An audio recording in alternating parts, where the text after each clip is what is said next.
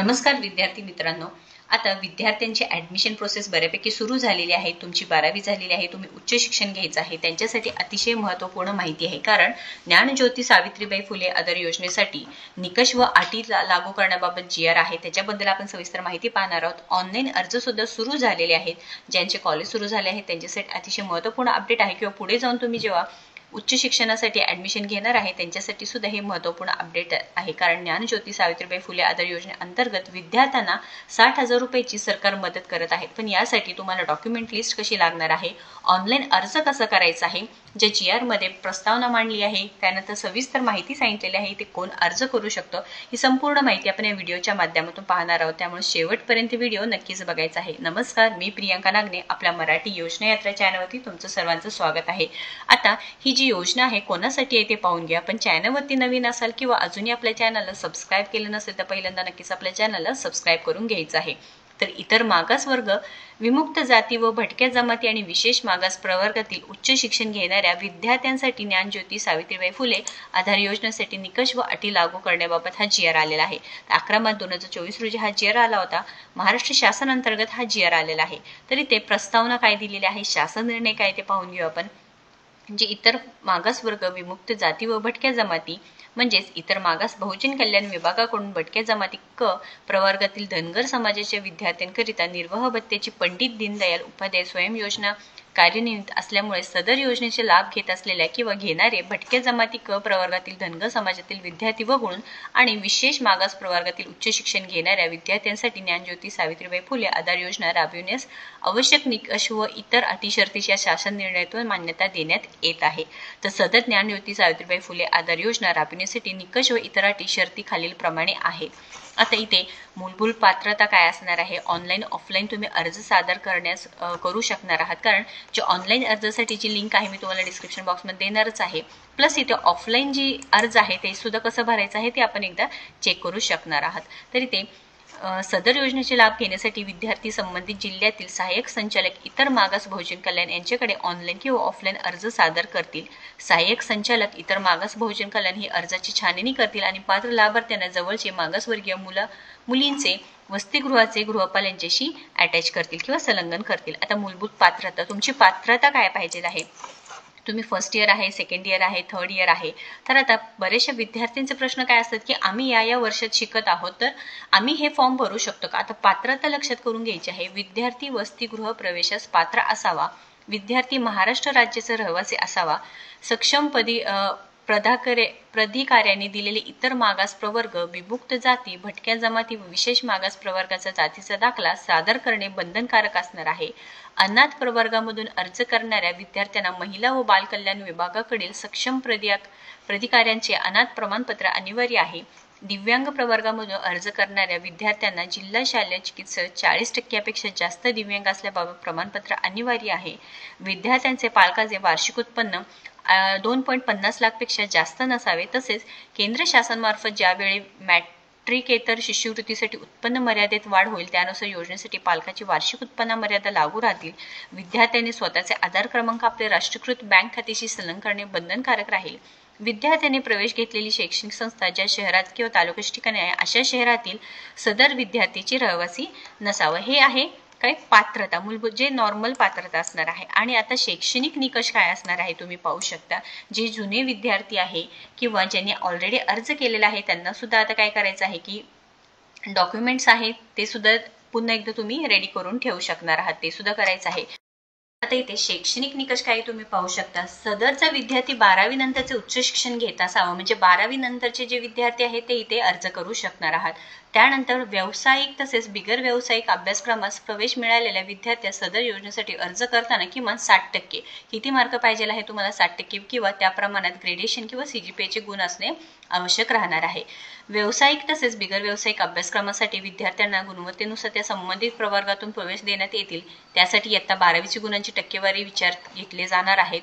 सदर योजनेअंतर्गत एकूण प्रवेश संख्येची 70% जागा व्यावसायिक शिक्षण घेणाऱ्या विद्यार्थ्यांसाठी व 30% बिगर व्यावसायिक शिक्षण घेणाऱ्या विद्यार्थ्यांसाठी असणार आहेत. म्हणजे लक्षात घ्या, तुमचं शिक्षण एकूण जी संख्या आहे 70% ही जागा व्यावसायिक शिक्षणासाठी असणार आहे आणि 30% जागा बिगर व्यावसायिक शिक्षण घेणाऱ्यांसाठी असणार आहे.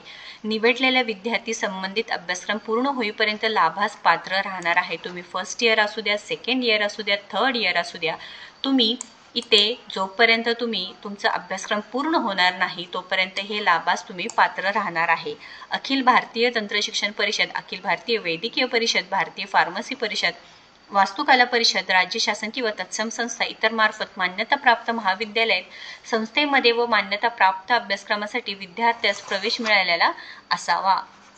एका शाखेची पदवी किंवा पदव्युत्तर अभ्यासक्रमासाठी या योजनेचा लाभ घेतल्यानंतर पुन्हा इतर शाखेची पदवी किंवा पदव्युत्तर अभ्यासक्रमासाठी प्रवेश घेतलेल्या विद्यार्थ्यास या योजनेचा लाभ अनुज्ञेय राहणार नाही. जर तुम्ही पहिल्यांदा घेतले असेल पदवी किंवा पदव्युत्तर अभ्यासक्रमासाठी पुन्हा एकदा तुम्ही ते लाभ घेऊ शकणार नाही. योजनेअंतर्गत लाभ मिळण्याकरिता विद्यार्थ्यांची महाविद्यालयीन उपस्थिती किमान 75% असावी.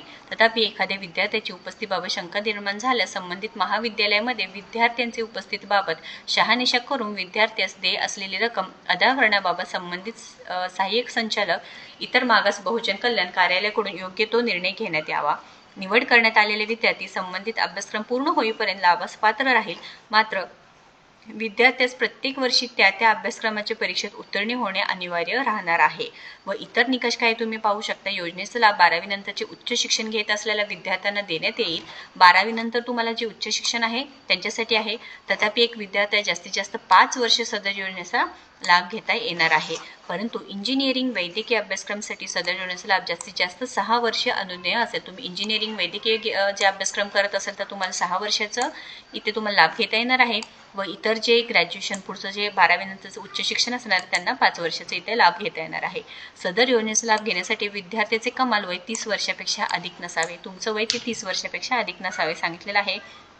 त्यानंतर अभ्यासक्रमाचा मध्यवादी कालावधीत प्रवेश घेतलेले विद्यार्थी ज्ञानज्योती सावित्रीबाई फुले आधार योजनेअंतर्गत लाभास पात्र असेल. शिक्षणात खंड पडलेले विद्यार्थी आधार योजनेअंतर्गत लाभास पात्र असेल. तथापि सदर विद्यार्थी योजनेअंतर्गत निश्चित केलेल्या वयोमर्यादेपेक्षा अधिक व्हायचं नसावं. तुमच्या गॅप असेल एज्युकेशनमध्ये तरी सुद्धा अर्ज करू शकता. फक्त वयोमर्यादेचे जी काही रूल्स आहेत ते तुम्हाला बघायचं आहे की 30 वर्षापेक्षा तुमचं वय जास्त असू नये. सदर योजनेस पात्र विद्यार्थी जे फेल झालाय किंवा जे काही फेल कालावधीमध्ये योजनेअंतर्गत लाभ देण्यात येणार नाही. उत्तीर्णित झाल्यानंतर असा विद्यार्थी लाभास पुढे पात्र राहणार आहे.